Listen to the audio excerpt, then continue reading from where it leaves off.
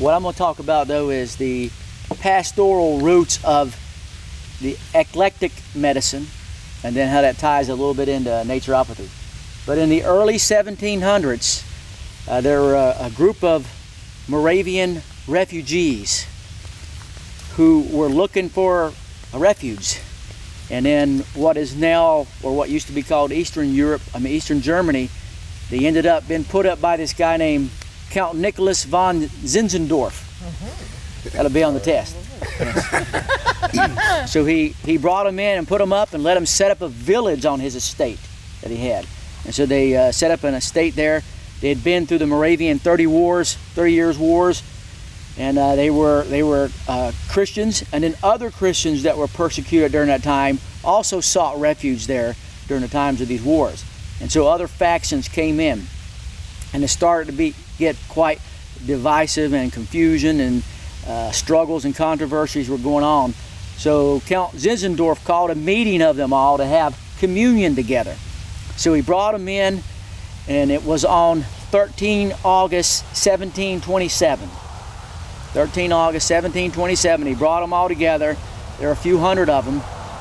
And as he started to talk, what they wrote was that the Spirit of God fell and filled up the whole place. And they were all changed after that, and their lives were different. So the next day, which was 14 August 1727, which is today, 14 August, they had a meeting and said, how can we continue this? And Zinzendorf said, we got to keep the fire on the altar. That's what the Bible says, keep the fire on the altar. And so that's the sacrifice that they gave. So they said, we're going to pray 24/7, 7 days a week. So they set up a prayer chain where they were praying 24/7, all through the watches of the night. So the watches are the daytime, and then the night watches were evening, midnight, cock crow, and morning.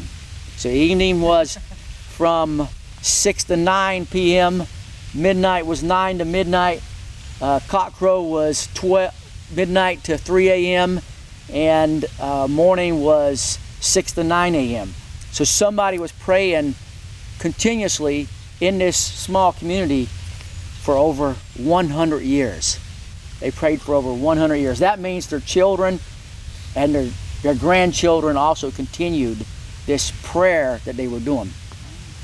When they did this, they started then going out as missionaries, and they went out as the highest percentage of the population of any group of people.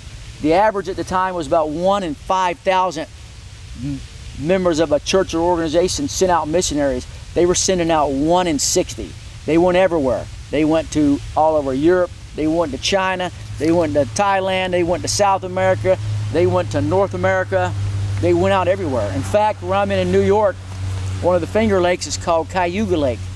And I went and pulled back one of the state signs, and it says 1750, two big long European names, Moravian missionaries were here. And so in North Carolina, Winston-Salem was settled by the Moravians, and also there's a place called Moravian Falls. And so those were the Moravians who came over. One of the people that they met and became a believer through the Moravians traveling was a guy by the name of John Wesley. John Wesley was the founder of Methodism. And he met them on a ship and said, woo, I thought I believed in God, but man, these guys are like on fire. And so he started with them, became a believer, came back, and went to this town that he lived, which was called Herrnhut. He went there and caught the fire and brought it back. And so John Wesley brought it back into Great Britain. A revival started. People started, the crime dropped, whole society changed, slavery became abolished, a lot of different things started happening. In the Methodism, he would have these pastors that would go out, and they were called itinerant or circuit rider pastors. They did this here in North America also. They would get on their horse and ride from one town to the next, and they'd come into town in the daytime. In the daytime, they would treat the sick. At the nighttime, they would preach, and they would get back on their horse and ride to the next town, and they would treat the sick during the daytime, and then at nighttime, they would preach and get out on their horse and go to the next town. Now, why were they doing this? Because Wesley had everybody who was one of his ministers had to fast on a Wednesday and a Friday. That was part of what he did. But Wesley also wrote a book. John Wesley wrote a book. It was called Primitive Physic. This is the book. It was a bestseller. It was reprinted 21 times during his lifetime. Has your book been reprinted 21 times yet? No. Yeah, you're getting close, sir. And I was a Methodist and I didn't know he wrote that book. This is Primitive Physic, subtitled An Easy and Natural Method of Curing Most Diseases. Interesting. In it, he talks about exercise, diet, nutrition, hydrotherapy, herbs. Look here, right here it says, inflammation or swelling of the scrotum. Wash it 3 times a day with strong decoction of agrimony. Or here, a scoburtic atrophy. Use cold bathing, which also cures all scoburtic pains. Or let's look here. Sciatica. I'm not looking at you. Sciatica is certainly cured by a purge taken in a few hours after it begins. So he did a purge, right? Or use cold bathing and sweat together with the flesh brush twice a day. The skin brushing. Or boil nettles until soft. Foment with the liquor, then apply the herb as a poultice.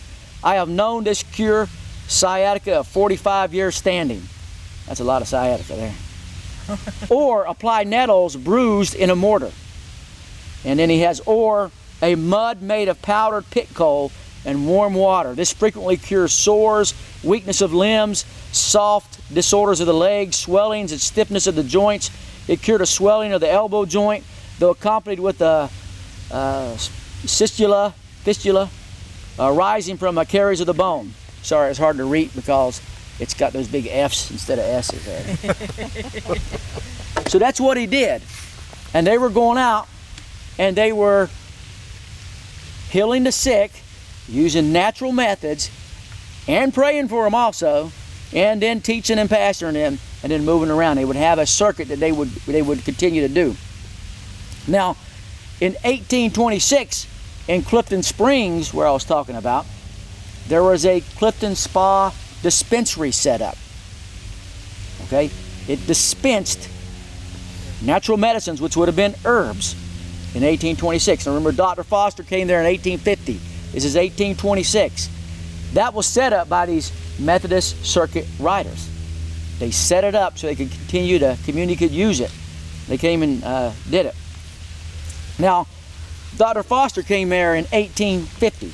He was a Methodist. At that time, it was called the Methodist Episcopal Church. In fact, that's what Wesley has in the front of this book. So he came there, and what he did was he taught, and he did the botanical medicine. He did the hydrotherapy. He was a medical doctor, but he did the same things that are in this book. But he did eclectic medicine later on. He did homeopathy. He did hydrotherapy. He was a hydropathist when he mentioned hydropathy yesterday, and he did all those. But he also taught 4 services a week, and all the doctors that worked for him every day had to give a service at lunchtime. Every one of them that worked for him. He had about 8 of them working for him at one time. So they had to rotate who would give service. In fact, one of the doctors named Cordelia Green, who we believe was the first female to work in a hospital setting, people would come from far and away to hear her unusual sermons. She was the first woman to donate $500 to the women's rights movement. She was treated Elizabeth Cady Stanton and a lot of the women's rights movements. We have letters of her that they sent back and forth talking with her and thanking her. So Foster built this, and he built it around that. Now, I ended up there in like 2000. And I was about 2003, I'm sitting in there. We had the medicinary in there setting up. I had an office setting back in there. And this lady walks in. She comes walking in, and she's probably in her mid-50s, very striking looking, a tall lady, very well dressed. And she introduces herself as Margette. And she says that she's into marketing and she's interested in what we're doing. and come to talk about that. And she looks at all these herbs and tinctures and everything, and she goes, "Have you ever heard of Finley Ellingwood?" Oh my. I said, "Well, yes, I have heard of Finley Ellingwood before." And she goes, "That was my great-grandfather." I said, "Really?" She goes, "Yes." She goes, "I hear that he wrote a book." And I've never seen it. I said, "Well, look at here." Right here. And I reach in on the desk and I pull out the book that y'all printed up and I showed it to her, and she had a grin from ear to ear. And she goes, "He was a Methodist preacher, and so was my grandfather and my dad. They were all." She goes, "They were very strict disciplinarians, big families." That's what she told me. She was a DES baby, and she had written some books on that and had gotten into the marketing industry. But here's Finley Ellingwood now.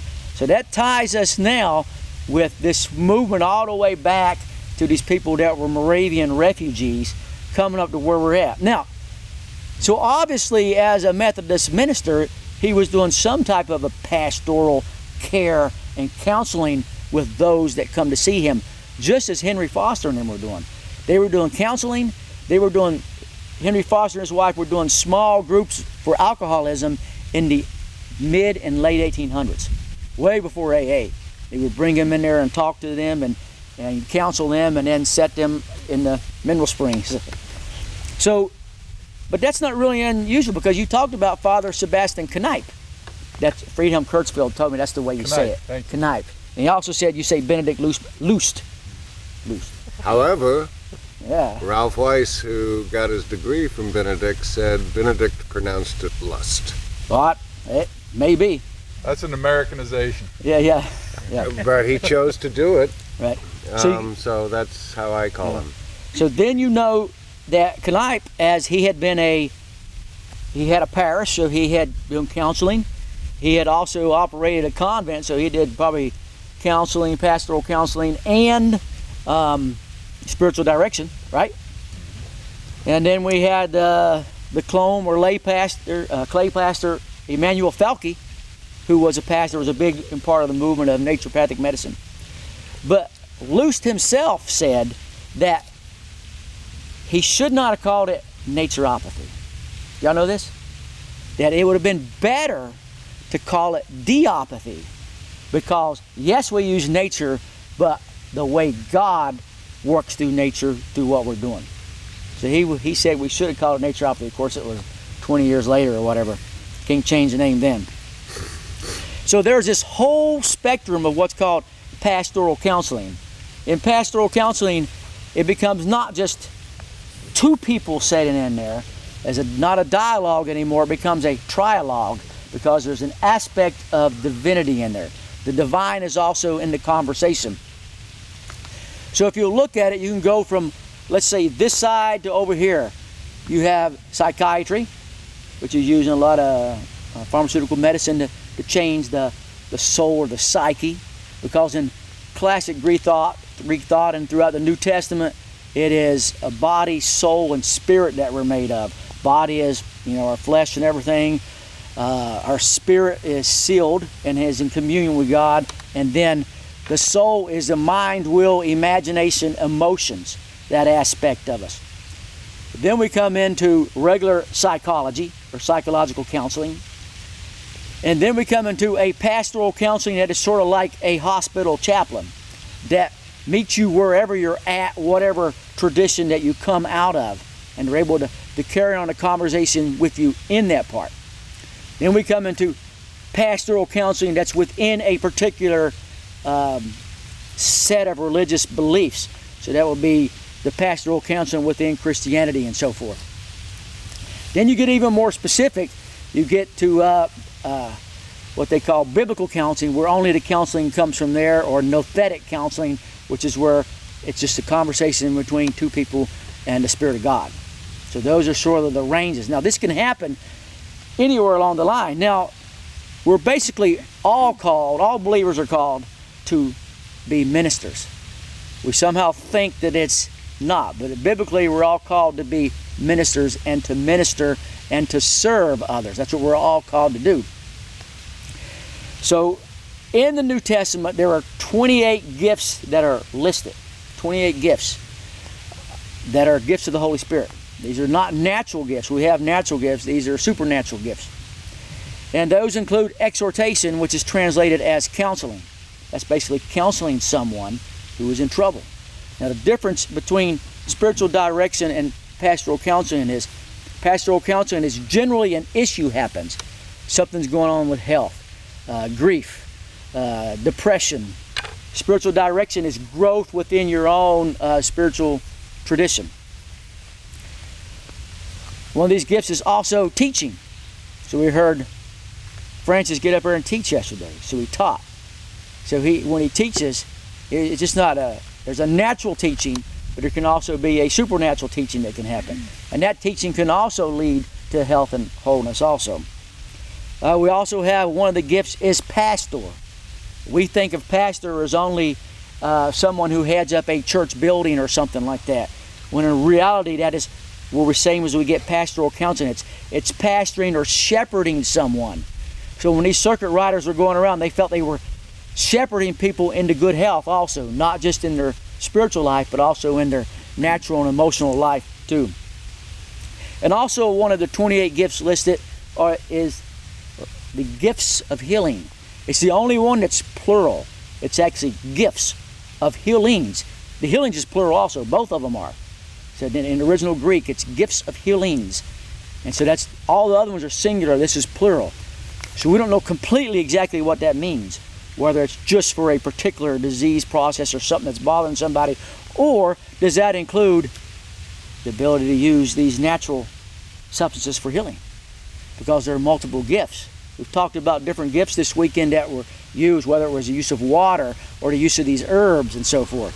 So if we're all called to minister and we're all using these with people, and no matter where we're at, whether they're doctors or whether we're reps selling, you're still actually in that part of trying to help people become whole, right? You understand that? Now, and when he asked me to write what I was talking about, I wrote a thing called neuropastoral counseling. And neuropastoral counseling it's not a particular just counseling itself, but we're also looking at the physiological process of the body. So then we're given a nutrient. Somebody asked yesterday, we're talking about magnesium and lithium and different nutrients that can affect the soul or the mind, will, body, imagination. Also, if we give a plant, right? If you give a plant, whether you're kava or your St. John's wort, whose favorite herb was that yesterday? Glenn Nagel. Glenn Nagel's. If you give, you're giving a physiological substance that can help change the body and the mind and the emotion. So now, if you take a look, if we're looking at the same roots that brought this from Wesleyanism into the eclectic movement and into naturopathic medicine and to natural medicine itself, people are looking for wholeness. And so they come to people today not just for physical ailments, but they'll come and sit down and talk to him about, he had the sister come to you talking about her incubus visiting her in the middle of the night, right? Yeah. Why did she come to him? She went to her priest, right? Her father, he couldn't do anything. He actually sent her to him. Everybody heard that yesterday, right? Mm-hmm. Yes. He came to him, and then he did basically an eclectic pastoral counseling with her, that she was then able to get into her garden and do her mission and her work then. So they come to us anyways. They come to us and ask this question. They're going to ask you this question in the store. Do they? They talk to you about more than just the herbs, right? Oh my gosh. They talk to you about everything. They'll spill their heart to you in 5 minutes. Medical, emotional, mental, yeah. And what you're doing then is your sales rep, yes, you're doing herbs and nutrients, but it becomes a part of pastoral counseling too. It's the same thing that you do in your practice, right? Yes, you. It's just, you can talk to them. It's the same thing that you're doing, whether you're called or not. Now, the only question that we're going to be asked, if you read that Bible from the front to the end, there's only one question we're going to be asked. And it's in Isaiah 58, and it's in Matthew 25. And it's the same thing. It says, where were you at when I was hungry? Where were you at when I was sick? Did you visit me? Where were you at when I was in prison? Where were you at when I was thirsty? Where were you at when I was naked, didn't have any clothes? Did you come and help me out then? That's the question that's going to be asked. There's going to be no other question asked. So our job then is whether we are a physician, which comes from the root word meaning one who uses nature, or a doctor, which is the meaning to teach or educate, right? Well, doctor means to teach or educate in the Latin, docere, right? Yes. To teach or educate, which is also what you're doing. You're teaching and educating people on the supplements that you have, right? The herbs and everything. You actually teach and educate them on. So we're teaching people how to get healthy. And healthy comes from the Greek root word heal, meaning to make whole. We get our word heal from it, to make whole. So we're whole people. We're made up of these different dimensions. We're physical, mental, emotional, social, and spiritual people. So physical, we have things that happen to us. We do things. Mental, we have, we remember, we forget, we think. Emotional, we have anxiety, worry, joy, frustration, anger, depression, sadness, anxiety. And we have, we're social. We interact, we're social now, we interact around here, and we're spiritual people. And if that spirituality or that worldview permeates all other aspects of our being, to be unhealthy is to be unwhole, where these pieces of our life are out of balance or broken. So our job then to help someone become whole is to help them pick up these pieces of their life and put them back together to become whole. And we do that, we use what we call therapies, right? Therapy is not like herb therapy or eclectic herb therapy or hydrotherapy or acupuncture therapy or chemotherapy or surgery therapy or massage therapy or chiropractic therapy or nutritional therapy or anything like that. The word therapy comes from the Greek root word therapeuo, which means to serve. That's actually what we're supposed to be doing, is serving these people who come to us.